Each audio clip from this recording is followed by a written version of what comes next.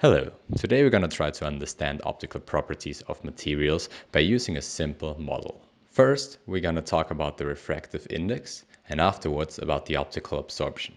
We're also going to find out what the Kramers-Kronig relations are, and on the way we're going to come across the permittivity, the permeability, the susceptibility, and so on. All the sources of the formulas used can be found in the description. What do we already know about the refractive index of a material? Well, it's the speed of light divided by the speed the light travels within the material. In addition, we know that if light travels from one medium to another medium with a different n, then refraction happens. The relation between the angle of incidence and the angle of refraction is given by Snell's law. In order to calculate n, we need to know what the speed of light within the material is. But light is an electromagnetic wave, so we could use Maxwell's equation to describe it. Let's start by remembering what the electric displacement field is. It can be expressed using the electric field E and the polarization density P. But P is the electric susceptibility times the vacuum permittivity times the electric field. And to simplify the equation, we're going to define the relative permittivity, which is 1 plus the electric susceptibility. Similarly, the magnetic flux density B can be described using the magnetizing field H and the magnetization M. But we can also express this equation by using the magnetic susceptibility and simplify it by using the relative permeability. This is Faraday's law, where we can write B in terms of H. Now, by taking the curl on both sides, we can use Ampere's law to describe the curl of H. Using an identity for the curl of the curl, and by plugging in Ampere's law, we get this equation. But Gauss' law tells us that the divergence of the electric field is proportional to the total electric charge density.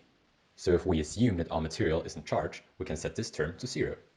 By expressing the electric field in terms of the electric displacement field as described in the first line, we get the wave equation, where this part here is 1 over the velocity squared.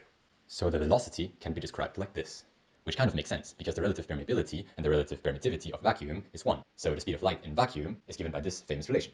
By plugging in our results, we find that the refraction index is related to the relative permeability and the relative permittivity. However, remember that μr is the magnetic susceptibility plus 1. And the magnetic susceptibility is usually smaller than 10 to the minus 5 for non-ferromagnetic materials. So if we're not dealing with a ferromagnet, we can safely neglect μr. So now we can write the refractive index as the square root of the electric susceptibility plus 1. But what exactly is the electric susceptibility? Well, the generalized susceptibility is defined as the response divided by the drive, which we here call U and F. To understand that better, we could use a simple model. Let's say the electron is attached to the nucleus by a spring. The drive F could be the force acting on the electron in an oscillating electric field. And the response U would then be the displacement from the equilibrium position. We can describe this damped mass spring system using the following differential equation, where m is the mass of the electron, b is a damping coefficient, and k is the spring constant. But let's rewrite this equation and set the drive to be an impulse by using the delta function.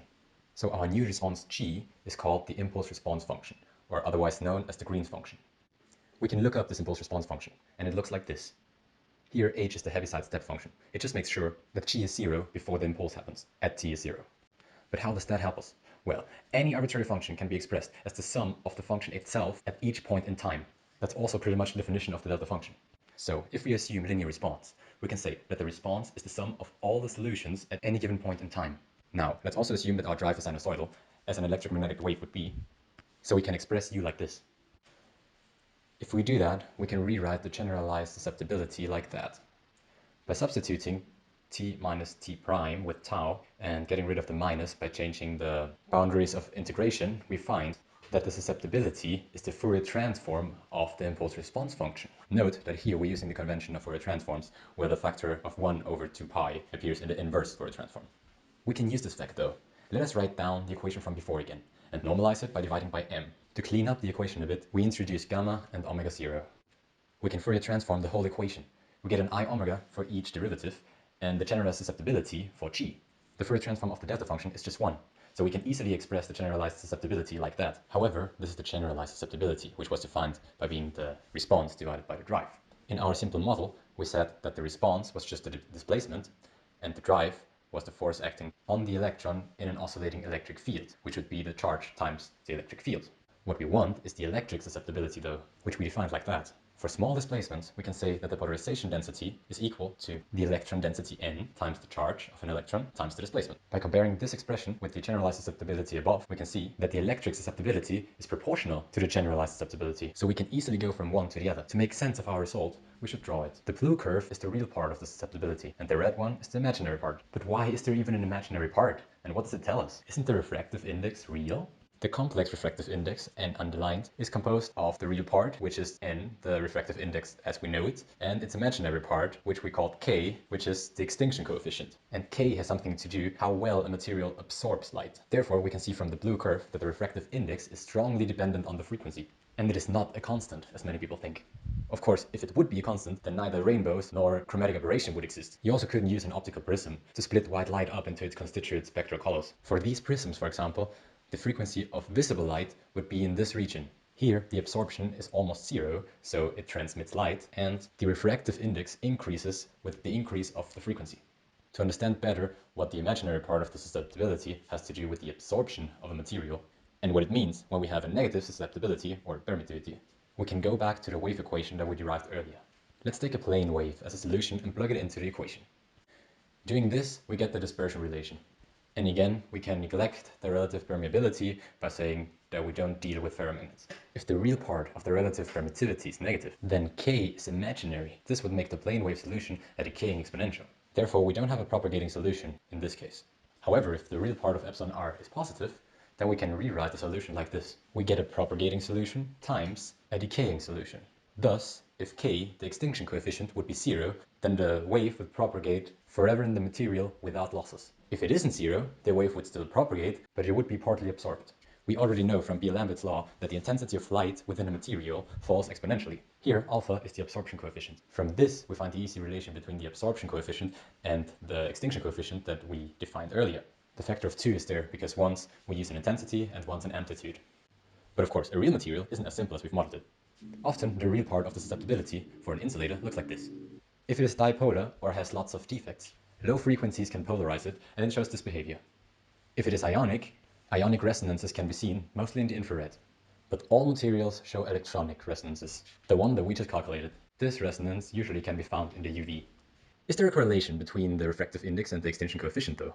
To figure this out, we have to know that any arbitrary function can be expressed as an even and an odd part. The even part can always be written like this, and the odd part like that. To make sure that the sum of these give us back the original function, we just plug it in. And indeed it does. As we've derived before, the generalized susceptibility can be written as the Fourier transform of the impulse response function g, which also can be decomposed of an even and an odd part.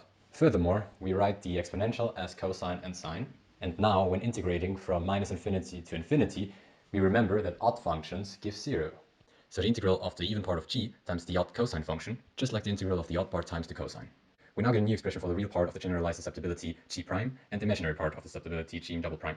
Now causality comes into play.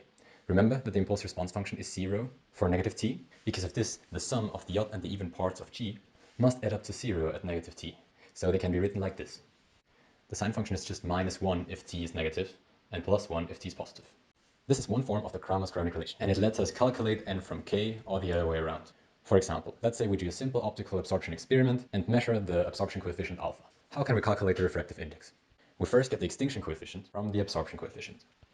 From the extinction coefficient, we get the imaginary part of the electric susceptibility, which was proportional to the generalized susceptibility. So we can easily calculate the imaginary part of the generalized susceptibility. But we've also just seen that the imaginary part of the susceptibility is the Fourier transform of the odd part of g. Thus, the odd part of g is just the inverse Fourier transformation of the imaginary part of the generalized susceptibility. Using Kramers-Kronig relation, we get the even part from the odd part of g. However, the Fourier transformation of the even part is the real part of the generalized susceptibility. From here, we can get the real part of the electric susceptibility as well, and with it, calculate the refractive index n. Hopefully, now you understand the optical properties of materials a bit better. Thank you for your attention.